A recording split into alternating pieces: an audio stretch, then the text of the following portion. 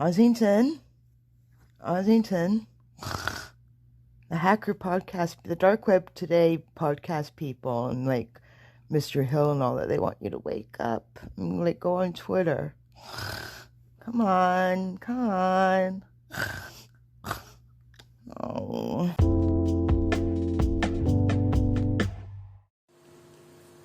Mi nombre es Alberto Daniel Gil y soy el primer hacker que fue enviado a prisión en Uruguay por un delito informático.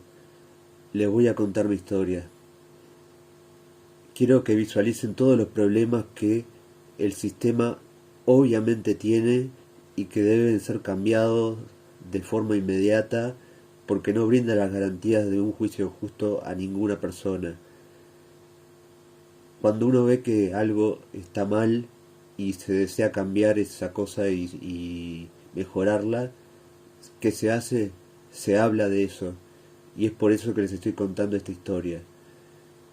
Estuve trabajando en seguridad de la información por más de 20 años en campos como informática forenses, consultoría, he liderado proyectos para la implementación de sistemas conformes con la norma ISO IEC 27000. Soy un ethical hacker y tengo una certificación PMP de gestión de proyectos. Y en 2016, les cuento, encontré un problema de seguridad en la bolsa de valores de Asunción. No pude contactarme con ellos, así que contacté al CERT de mi país para que fueran en vínculo con ellos para hacerles conocer el problema. Luego en diciembre del 2016 tuve un accidente con el auto bastante serio y cuando regresé a mi casa recibí un SMS con un código donde podía entrar a un sitio web de la aseguradora y monitorear el estado del seguro. En pocos minutos encontré que podía ver toda la información del sistema, información de las personas, registros policiales, registro de médicos, fotos de accidentes. Lo reporté inmediatamente al CERT de mi país. En 2017 hackeé una de las organizaciones de seguridad de información más grandes del mundo. Les reporté el problema que tenían. Y de paso, en 2016 encontré una debilidad en el servicio de YouTube TV y la reporté también. Todo esto no lo hice jamás por dinero, ni siquiera por un gracias. Simplemente pensaba que era la cosa que debía hacer, que era lo correcto. En 2014 reporté al CERT un problema en una institución médica. Era un problema bastante serio. Cualquiera podía acceder directamente a todos los sistemas usando el password admin y el usuario admin. Uno podía acceder con los privilegios de administrador. Ese proveedor de servicios médicos era el que usaba mi novia y por eso es que entré hasta ahí. Era un sábado de tarde y el director del CERT contestó rápidamente y me dijo que la información que había suministrado era correcta. Tenía un número de ticket del reporte y bueno, me olvidé del tema. En el 2015 encontré otro problema grande en el proveedor de servicios médicos. Era posible acceder a toda la información del sistema simplemente modificando los parámetros de la URL del sitio. Cambiando un número se podía navegar por todos los registros médicos, información financiera, etcétera, del proveedor de salud. Inmediatamente se lo reporté al CERT y tuve un número de ticket asociado a mi reporte. La historia dice que en enero del 2017 los sistemas informáticos de un proveedor de servicios de salud de Montevideo, Uruguay, fueron atacados. Luego de eso, en febrero de ese año, recibieron un email solicitando determinada cantidad de bitcoins para no divulgar la información de los pacientes de esa institución. Yo personalmente no creo que eso haya sido lo que sucedió. Ninguna información de los pacientes fue jamás divulgada, ningún pago fue hecho, no era posible hacer un pago por motivos que después voy a explicar, no había software malicioso en los sistemas de la compañía y por la información que pude acceder luego de 2 años del suceso, tengo la convicción de que no hubo ningún crimen, ningún delito. El proveedor de servicios médicos que fue afectado era el mismo que yo había reportado 2 incidentes gravísimos de seguridad. En septiembre del 2017 fui arrestado por Interpol. Me dijeron que era por algo relacionado con el proveedor de servicios médicos. Durante el primer interrogatorio un agente agarró un papel y me dijo: en este documento tu IP está vinculada con el email extorsivo. Yo sabía que era mentira, que no era más que una gran mentira, que no era posible, a menos que hubiesen alterado la información y me hubiesen puesto algo que no correspondía con la realidad. En ese momento sonreí y dije: ok, si tenés eso, entonces el email fue enviado a mi casa. ¿Cómo podría negarlo, no? El agente creo que sonrió y nunca más hizo referencia a esa evidencia, entre comillas. El día después de mi arresto, vinieron a mi casa a ejecutar la orden de allanamiento, y un agente vino hacia mí y me dijo que si no confesaba haber enviado el mail, iban a ir a la casa de mi madre, la iban a arrestar, iban a destrozar todo como lo estaban haciendo en mi casa, y que iban a hacer lo mismo también con mi novia. Yo no conocía mis derechos, no sabía si podía o no tener un abogado, no sabía las implicancias de decir sí, yo envié el email, pero decidí decir sí, envié el email para proteger a mis seres queridos.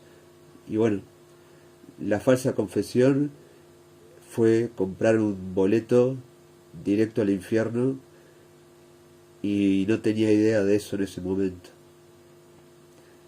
En mi casa se sorprendieron por todos los elementos que tenía: computadoras, dispositivos, aparatitos electrónicos de todo tipo, y en un punto, desafortunadamente por su poco conocimiento, estaban convencidos que todas esas cosas eran herramientas para cometer cibercrímenes. Eh,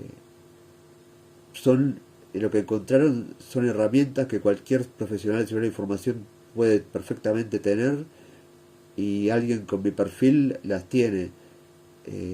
Supongo que no tienen ni idea del significado de Open Source Intelligence, o SINT, porque ni siquiera se molestaron en entrar en mi perfil de LinkedIn para saber quién era yo, a qué me dedicaba, y ver las cosas desde otro ángulo, intentando entender por qué tenía todas esas cosas en mi casa.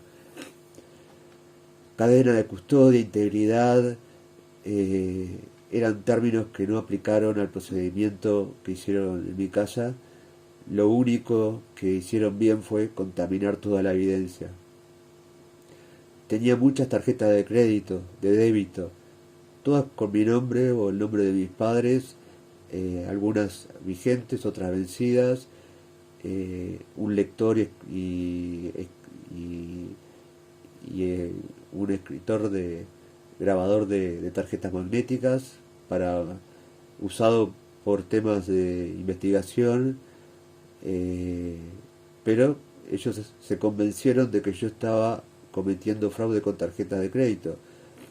Luego, en el diario más importante de Uruguay apareció de que el hacker arrestado no solamente había hackeado al proveedor de servicios médicos, sino que también se dedicaba a clonar tarjetas de crédito.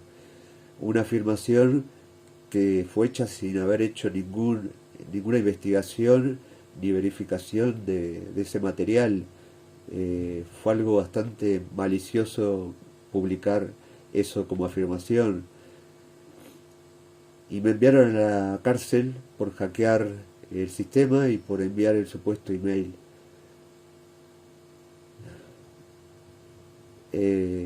Nunca me acusaron de ningún crimen adicional, ni de tarjetas de crédito, ni nada más. No tuve tiempo de entender nada.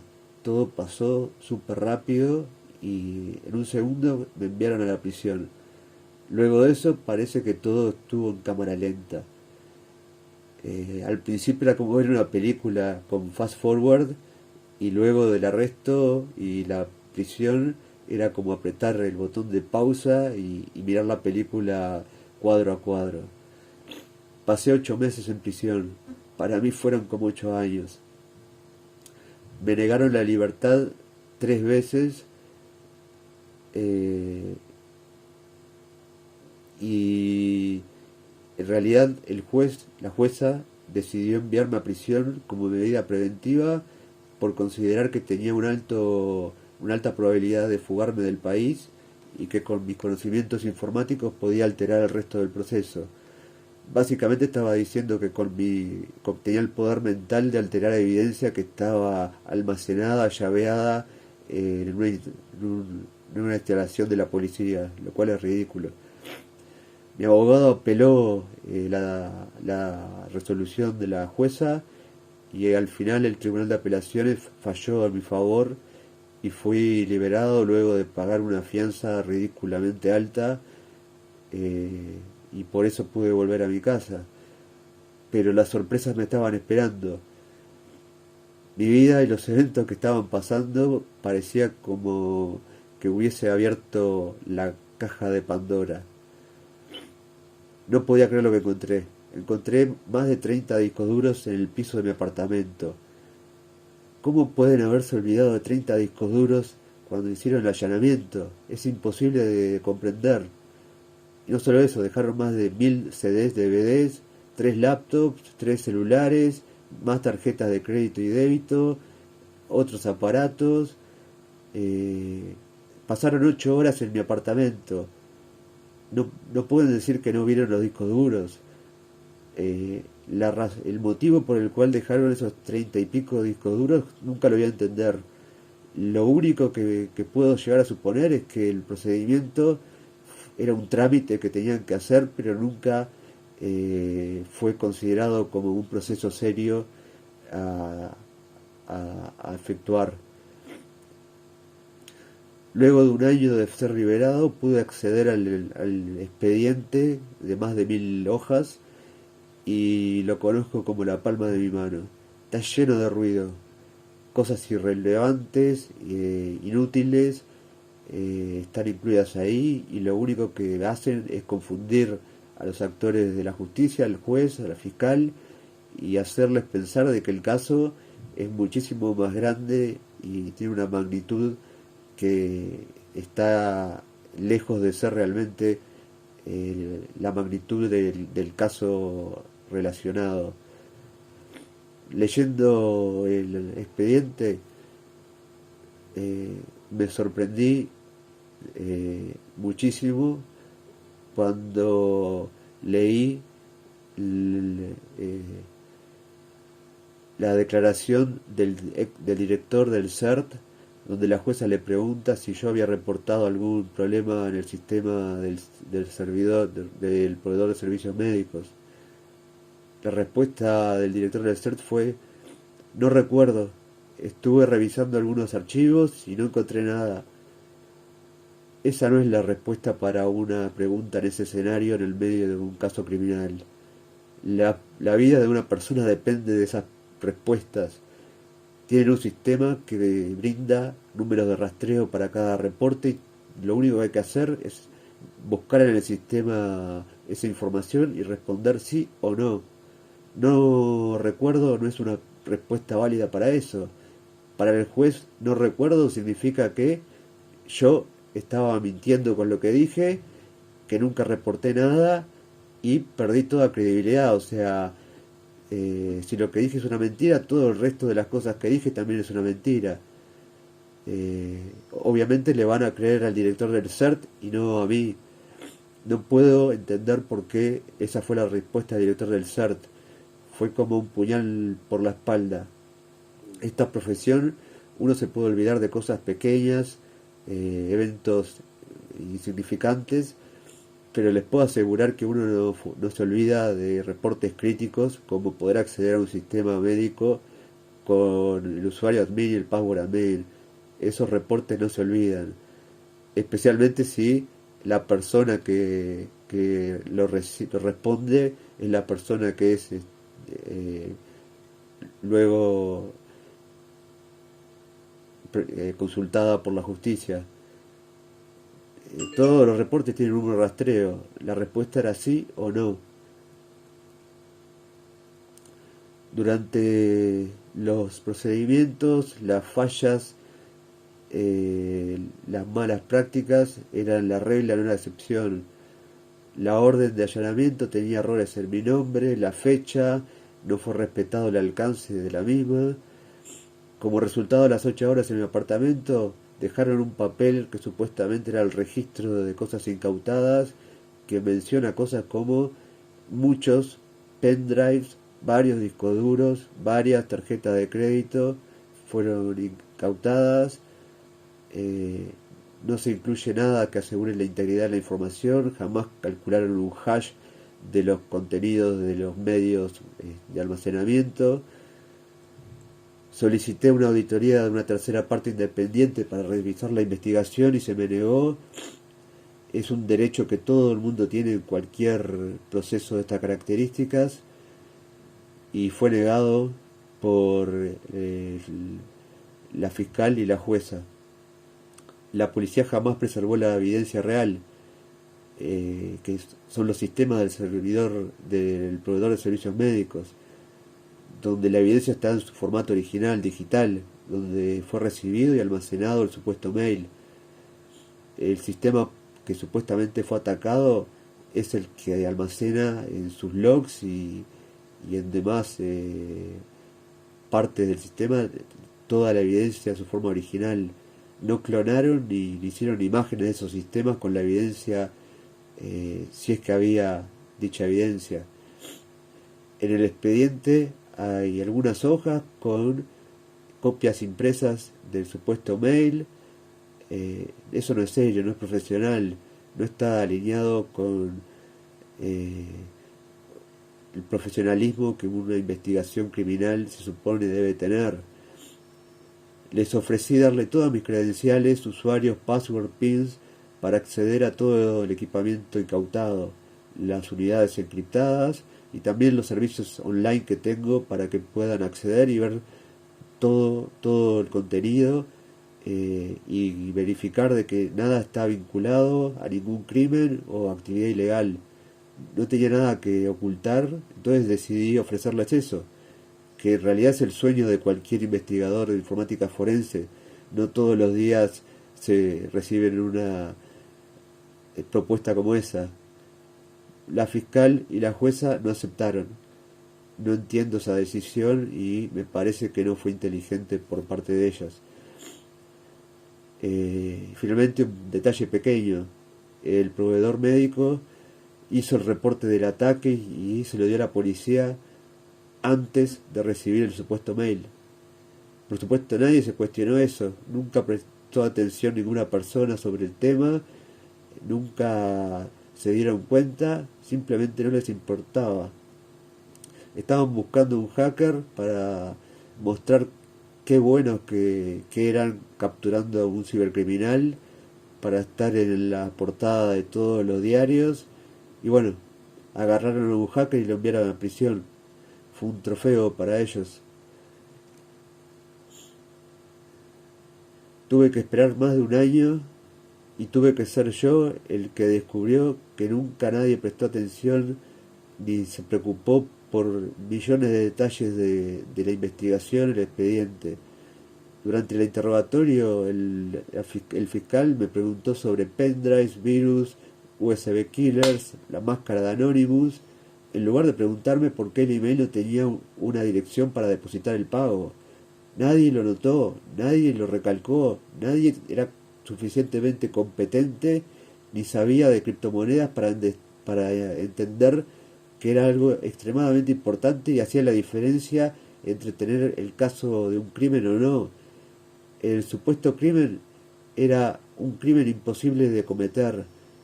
Y en el Código Penal de Uruguay, un delito imposible no es un crimen. Nadie se preocupó, solamente tuve que ser yo, esperando más de 1 año y 8 meses para acceder al expediente y ver todas las fallas que nos hacían parecer un chiste. A pesar de todo eso, estoy aún en el proceso, y la incompetencia con la que tengo que lidiar me hace sentir eh, sin ningún poder para pelear, y la única cosa que puedo hacer es compartir mi historia con el mundo, intentar forzar un cambio en el sistema.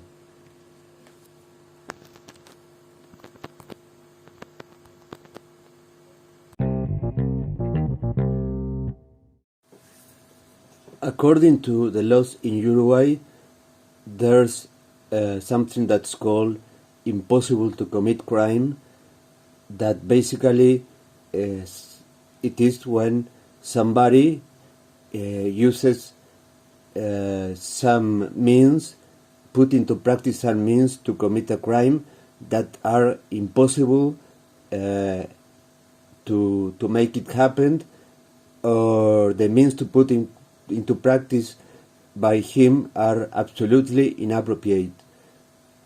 That's not a crime.